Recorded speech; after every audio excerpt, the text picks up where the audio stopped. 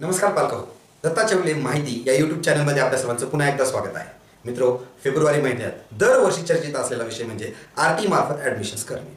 सर्व पालकांची ही इच्छा असते की आपल्या पाल्याचं ॲडमिशन्स नामांकित शाळेत जी की आपल्या एरियामध्ये आहे, घराच्या जवळ आहे, आणि त्या ॲडमिशन्स त्या शाळेत व्हाव्या आणि त्याचं मोफत शिक्षण व्हावं ही सर्व पालकांची इच्छा असते. परंतु बऱ्याच गोष्टींची माहिती नसल्यामुळे, माहितीच्या अभावे ही गव्हर्नमेंटची जी काही सरकारी योजना आहे ती येते आणि निघून जाते, आपल्या पाल्याचं वय निघून जातं, किंवा कागदपत्राची माहितीची अभावी आपण त्या योजनेला फॉर्म भरू शकत नाही.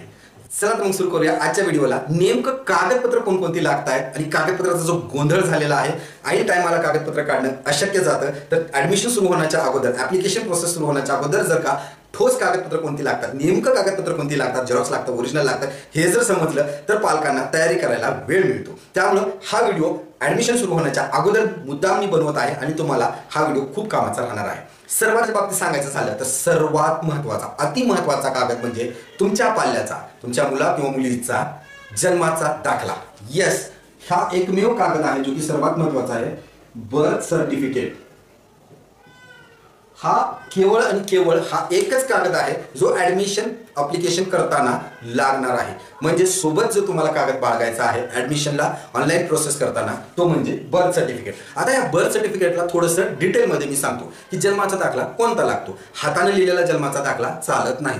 महानगरपालिकेतून ऑनलाईन प्रणालीतनं काढलेला जो जन्माचा दाखला असतो तो जन्माचा दाखला असणं अत्यावश्यक झालेला आहे. मग त्यावरती बाकीच्या कुठल्या गोष्टीची माहिती काळजी घ्यायची आहे की त्यामध्ये पाल्याचं नाव हे अचूक पाहिजे, त्याची जी काही स्पेलिंग आहे ती तुमची अचूक पाहिजे, किंवा तुम्हाला जी पाहिजे ती स्पेलिंग त्यावरती पाहिजे. पाल्याचं नाव असेल, त्याच्या वडिलाचं नाव असेल, त्याच्या आईचं नाव असेल, आणि तुमचा पत्ता व जन्मतारीख या 4 गोष्टी तपासून घेणं गरजेचं आहे. आणि तुमचा जन्माचा दाखला ओरिजिनलमध्ये तुमचा जन्माचा दाखला सोबत तयार ठेवणं हे गरजेचं आहे. तुमच्याकडे जर जन्माचा दाखला तुमच्या पाल्याचा ऑनलाईनचा असेल, चांगली गोष्ट आहे. नसेल तर आत्ताच महानगरपालिका किंवा ग्रामपंचायत ज्या कुठल्या एरियामध्ये तुमचा जन्म झालेला असेल पाल्याचा, त्या ठिकाणी जाऊन तुम्ही जन्माचा दाखला हे काढू शकता. हे झालं जन्माच्या दाखल्याबद्दल. जर तुम्हाला आणखीन जन्माच्या दाखल्यात असा प्रश्न असेल की आधारवरती स्पेलिंग वेगळं आहे, जन्माच्या दाखल्यावरती स्पेलिंग वेगळं आहे, आधारवरती डेट ऑफ बर्थ वेगळी आहे, जन्माच्या दाखल्यावरती डेट ऑफ बर्थ वेगळी आहे, असू द्या, आधार कंपल्सरी नाहीये. आधारवर तुम्ही दुरुस्ती करून घ्या जन्माच्या दाखल्याप्रमाणे, परंतु जन्माचा दाखला हाच एकमेव कागद राहणार आहे. त्यासोबत आता आपण पाहूया की पाल्याचं झालं तर पालकांचे कोणकोणते कागदपत्र लागणार आहेत. पालकांच्या कागदपत्रामध्ये सर्वात महत्त्वाचं, जर तुम्ही ओपन कॅटेगरीमध्ये येत असाल, तुम्ही समजून घ्या की आरटी म्हणजे राईट टू एज्युकेशन हे आर्थिकदृष्ट्या दुर्बल घटकातल्या लोकांसाठी आहे. म्हणजे ज्यांची आर्थिकदृष्ट्या जे दुर्बल आहेत, कमकुवत आहेत, त्यांना एक अनामांकित शाळेत किंवा खाजगी शाळेत जी फीस आहे ती त्यांना परवडत नाहीये, आणि म्हणून तुम्हाला सरकारी कोट्यातनं तिथं ती ॲडमिशन मिळते. तर तुम्ही आर्थिकदृष्ट्या दुर्बल म्हणजे गरीब किंवा आर्थिकदृष्ट्या दुर्बल असणं गरजेचं आहे. तर ओपन कॅटेगरीच्या लोकांना आर्थिकदृष्ट्या दुर्बल कसं ठरणार, तर त्यांचा उत्पन्नाचा दाखला म्हणजे मेन काय की तुमचं इन्कम सर्टिफिकेट असणं गरजेचं आहे. आता हे सर्टिफिकेट तुमचं हाताने लिहिलेलं किंवा जिल्हा परिषदचं नाही चालत, हे तुमचं चालतं ते तहसीलदारचं. म्हणजे तहसील ऑफिसमधनं जे तुमचं तहसील ऑफिसमधनं जे तुमचं उत्पन्नाचा दाखला निघतो तोच उत्पन्नाचा दाखला इथं ग्राह्य धरला जातो. मागील वर्षाचा उत्पन्नाचा दाखला, आणि उत्पन्न हे लेस देन, उत्पन्न हे 1 लाखापेक्षा कमी पाहिजे, 1 लाख किंवा त्याच्यापेक्षा कमी पाहिजे. 1 लाखापेक्षा जास्त उत्पन्न असेल तर तुम्ही आर्थिकदृष्ट्या दुर्बल हे ठरलं जात नाही. आता नवीन सूचना येत आहेत की हीच मर्यादा वाढवून 3.5 लाख केली जाणार आहे, परंतु 1 लाख वाल्यालाच आधी प्रिफरन्स मिळणार आहे, 3.5 लाख वाल्याला नंतर प्रिफरन्स मिळणार आहे. त्यामुळे होईल तितकं ओपन कॅटेगरीच्या कॅन्डिडेटनी, पालकांनी करायचं काय की तुमचा उत्पन्नाचा दाखला तहसीलचा काढून तयार ठेवणं गरजेचं आहे. कारण ह्याही कागदाला 4 ते 5 दिवस किंवा 8 दिवस लागू शकतात, डिपेंड की तुमच्या तहसील ऑफिसला काय. मग आता प्रश्न हाही येतो की कमेंट बॉक्समध्ये बरेच पालक मला प्रश्न विचारतात की आम्ही राहतो पुण्यात आणि आमचं जे मूळ गाव आहे ते आहे औरंगाबाद किंवा कुठलं तर ग्रामीण गाव आहे, कुठला तर दुसरा जिल्हा आहे, मग उत्पन्न तिथलं चालतं का? तर 100% उत्पन्न तिथलं चालतं, परंतु फक्त जिल्हा तोच पाहिजे असं नाही. महाराष्ट्रातलं उत्पन्न, कोणत्याही जिल्ह्यातलं उत्पन्न, तुम्ही कुठेही राहत असाल तर तुम्हाला चालतं ते उत्पन्नाचा दाखला हा कुठलाही चालतो. कास्ट सर्टिफिकेटच्या बाबतीतही तेच आहे. आता आपण पाहूया की बाकीचे जे आहेत ओबीसी, एससी, एसटी, मग त्यात एनटी, एनटीडी, ओबीसी मध्ये आले सगळेच, तर यांच्यासाठी काय लागणार आहे? यांच्यासाठी लागणार आहे कास्ट सर्टिफिकेट. याच्यामध्ये सर्वात महत्त्वाचं सर्टिफिकेट म्हणजे कास्ट सर्टिफिकेट. कुणाचं कास्ट सर्टिफिकेट हा एक मोठा प्रश्न आहे की कुणाचं कास्ट सर्टिफिकेट लागणार आहे. पालकाचं कास्ट सर्टिफिकेट. आता पालकामध्येही प्रश्न असतो की पालकामध्ये आईचं की वडिलांचं, तर वडिलांचं कास्ट सर्टिफिकेट असणं गरजेचं आहे. ज्या केसमध्ये सिंगल मदर, डिवोर्सी किंवा ऑर्फन असेल त्याच वेळेस आईचं किंवा गार्डियनचं कास्ट सर्टिफिकेट लागतं. इतर केसेसमध्ये जी की जनरल केस आहे की आई वडील एकत्र राहत आहेत त्या केसमध्ये वडिलांचं कास्ट सर्टिफिकेट. आता काही लोकांना प्रश्न असेल की आम्हाला कास्ट सर्टिफिकेट काढून जमाना झाला आणि आमच्याकडे कास्ट सर्टिफिकेटचं ओरिजिनल नाहीये. काळजी नसावी, झेरॉक्स म्हणजे फोटोकॉपी जरी असली तरी चालते. मग हे मी इतकं ठामपणे का सांगतोय, कारण माझ्याकडेच माझं कास्ट सर्टिफिकेट नव्हतं. माझ्याकडे सुदैवानं झेरॉक्स कॉपी होती. फोटोकॉपीवरती मी माझ्या पाल्याचं ऍडमिशन केलं आहे. ओबीसी मधनं फोटोकॉपीवरती माझ्या पाल्याचं ऍडमिशन केलेलं आहे. त्यामुळं तुम्ही कास्ट सर्टिफिकेट हे फोटोकॉपी जरी असली तरी चालते. आता त्याच्यानंतर तिसरा महत्वाचा कागद म्हणजे तुमचा रहिवाशीचा पुरावा. आता ह्याच्याबद्दल थोडंसं डिटेल आपण बोलूया. रहिवासीच्या पुराव्याबद्दल डिटेल सांगायचं कारण की बऱ्याच पालकांचा सुदैवाने नंबर लागतो. लॉटरीमध्ये नंबर लागणं म्हणजे आजच्या देव पावण्यासारखं आहे. आणि देव पावला समजा 36,000मधनं फक्त 10,000 लोकांचं ऍडमिशन होणार आहे, बाकीचे 26,000 उडून जाणार आहेत. तर तुम्ही सुदैवानं तुमचं ते 30% नंबर लागला, पण मग कागदाअभावी तुमचं राहून गेलं असं नको व्हायला. त्यामुळं कागद रहिवासाचा कुठला म्हणजे ऍड्रेस प्रूफ ज्याला आपण म्हणतो, ऍड्रेस प्रूफ ज्याला आपण म्हणतो. आता रहिवासी म्हटलं की रहिवासाचा दाखला लागतो का, हा सगळ्यात महत्वाचा बेसिक आपल्या डोक्यात येणारा प्रश्न. म्हणजे डोबळ मनातनं रहिवासी लागतं का. मला बरेच लोक फोन करतात, कमेंट बघतात, पाहतो की रहिवासी लागतं का. रहिवासी नाही.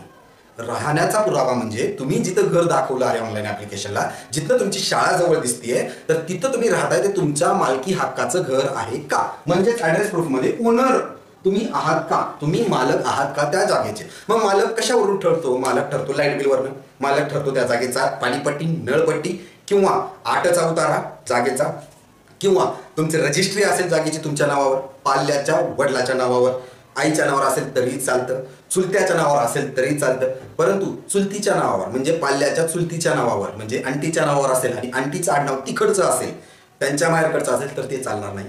हा गोंधळ मी इथंच सोडवून देतो म्हणजे पुढे जाऊन प्रश्न नको पडायला. सरनेम एक असेल, पाल्याच्या वडिलाचं चालतं, भावाचं चालतं, पाल्याच्या आजोबाचं चालतं, सरनेम एक आहे. पाल्याच्या आईचं पण चालतं, इन केस जरी आईचं नाव माहेरकडचं असेल तरीही चालतं. परंतु आंटीचं चालत नाही, अंकलचं चालतं. ह्या एक ओनरशिपच्या बाबतीत तुम्हाला ओनरशिपचा जो कागद तुम्हाला लागणार आहे त्या बाबतीत हा जो काही गोंधळ असतो तो मी सोडवला आहे. आता ओनरशिपमध्ये परत एकदा सांगतो, लाईट बिल, पाणीपट्टी नळपट्टी, त्यानंतर 8चा उतारा आणि रजिस्ट्री किंवा आधार कार्डवरती जर तुमचं ते असेल, रेशन कार्डपर्यंत एक आहे, रेशन कार्डवरती जर तुमचा पत्ता असेल तोच पत्ता असेल तरीही चालतं. जागेच्या पुराव्यामध्ये हे चालतं. आता काही गोष्टी वगळण्यात आल्या ते म्हणजेच गॅस पावती. गॅस पावती ही कार्यक्रम हा मागच्या वर्षीच वगळण्यात आलेला आहे, त्यामुळं गॅस पावतीच्या आधारावरती तुम्ही बसू नका. मग ओनरशिपच्या बाबतीत हे जरा एक जर मालकी हक्क असेल तर काही पालकांचं असं असतं की आम्ही जिथं राहतो आमची जागा आहे, परंतु त्यापासून शाळा कुठली जवळ नाहीये, आम्ही खेडेगावात राहतो किंवा तालुक्याच्या ठिकाणी राहतो, तिथं कोणती शाळा नाहीये. मग आमची इच्छा आहे की नामांकित शाळेत त्याचं ऍडमिशन व्हावं. मग काय करायचं तर मग त्या एरियात जाऊन आपण राहायचं आणि तिथंच जाऊन त्याचं शिक्षण पूर्ण करायचं. मग त्याच्यासाठी तरतूद काय तर तुमचं आहे रेंट ॲग्रीमेंट. त्याच्यासाठी तरतूद काय की तुमचं आहे रेंट ॲग्रीमेंट. मग आता ही झालं दुसरं प्रूफ म्हणजे रेंट ॲग्रीमेंट. आता या बाबतीतही बरेच प्रश्न आहेत. नोटरीवाला चालतं का, 100 रुपयाचा बॉन्ड चालतो का, रजिस्टर्ड रेंट ॲग्रीमेंट, रजिस्टर कसलं असतं रेंट ॲग्रीमेंट, हे वगैरे वगैरे बरेच प्रश्न आहेत. तर सगळ्यात सोपं गोष्ट म्हणजे जर तुम्ही भाडेतत्वावर राहत असाल तर तुम्हाला दुय्यम निबंधक रजिस्टर्ड रेंट ॲग्रीमेंट म्हणजे ज्या ठिकाणी तुमच्या जिल्ह्याच्या ठिकाणी तालुक्याच्या ठिकाणी जिथं खरेदी विक्रीचा व्यवहार होतो, जिथं रजिस्ट्री केली जाते त्याच ठिकाणी भाडेतत्वावरती लीजवरती येणाऱ्या 1 वर्षासाठी 3 वर्षासाठी जे काही तुमचं असेल त्यासाठी तुम्हाला लीज ॲग्रीमेंट करून घेणं गरजेचं आहे.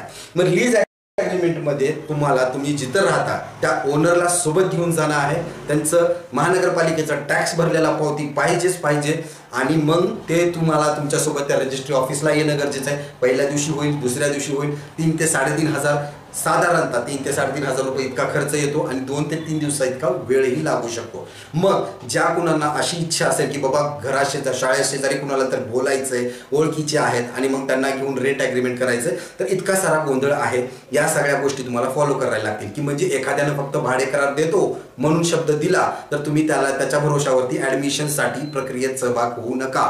तुम्हाला अगोदर रजिस्टर्ड रेंट ॲग्रीमेंट आणि ह्या रजिस्टर्ड रेंट ॲग्रीमेंटची दुसरी एक गोष्ट महत्त्वाची अशी आहे की जर समजा 1 मार्चला तुमचा ॲप्लिकेशन फॉर्म सुरू होणार आहे तर तुमचं रेंट ॲग्रीमेंट हे 28 फेब्रुवारी किंवा 29 फेब्रुवारीच्या आतलं पाहिजेच पाहिजे. म्हणजेच ज्या दिवशी तुम्ही ॲडमिशन ॲप्लिकेशन करणार आहात त्या दिवसाच्या 1 दिवस अगोदरचं रेंट ॲग्रीमेंट असणं गरजेचं आहे. ॲप्लिकेशन फॉर्म भरला आणि त्यानंतर जर रेंट ॲग्रीमेंट काढला तर ते तुमचं बाद ठरेल, अवैध ठरेल. त्यामुळं तुम्हाला घ्यायची काळजी आहे की जर कोणी म्हणत असेल की मी तुम्हाला रेंट ॲग्रीमेंट द्यायला तयार आहे, त्याला घेऊन जा, त्याचा आटा घ्या, त्याचा महानगरपालिकेचा त्याने टॅक्स भरलाय का पहा. तर टॅक्स भरला असेल तरच तो इलिजिबल राहणार आहे त्या रेंट ॲग्रीमेंटसाठी. तर या सगळ्या गोष्टी आहेत, त्या सगळ्या बघून घ्या. रेंट ॲग्रीमेंटमध्ये जास्त बोललो मी याचं कारण की पालकांमध्ये संभ्रम आहे, गोंधळ आहे की बाबा नेमकं 100च्या बॉन्डवरती चालतं का. तर अजिबात 100च्या बॉन्डवरती चालत नाही. असं नको व्हायला की लॉटरीमध्ये नंबर लागला आणि कागदपत्रामुळं आपलं ॲडमिशन राहून गेलं. हे झालं भाडे तत्वाच्या बाबतीत, कास्टच्या बाबतीत सांगितलंय, राहण्याच्या बाबतीत सांगितलं. याच्या व्यतिरिक्त जर तुमचं अनाथ असेल तर अनाथचं सर्टिफिकेट असतंच, ऑर्फनेज होमचं सर्टिफिकेट असतं, HIV ग्रस्त असाल तर मेडिकल सर्टिफिकेट आहे. करोनामध्ये जे पालक गमावलेले आहेत, ज्या पाल्याने पालक गमावलेले आहेत त्यांचंही डेथ सर्टिफिकेट करोनामुळे डेथ झालेली आहे त्याचं. अशा पालकांना स्पेशल केसेसमध्ये RTच्या लॉटरी सिस्टममध्ये मार्क न घेता थेट परमिशन देण्याची, थेट ॲडमिशन देण्याची मुभा ह्या वर्षीपासून होणार आहे. ती कशी होणार आहे ती वेळोवेळी आपण पाहूया. याच्या व्यतिरिक्त जर का तुम्हाला कुठला प्रश्न पडला असेल की कागदपत्रामध्ये आणखीन कोणता गोंधळ असतो का, तर मला नाही वाटत की या व्हिडिओच्या नंतर तुम्हाला कुठला प्रश्न असेल. जरी प्रश्न असेल तर बिंदास कमेंटमध्ये नक्की विचारा, मी तो सोडवण्याचा प्रयत्न करेन.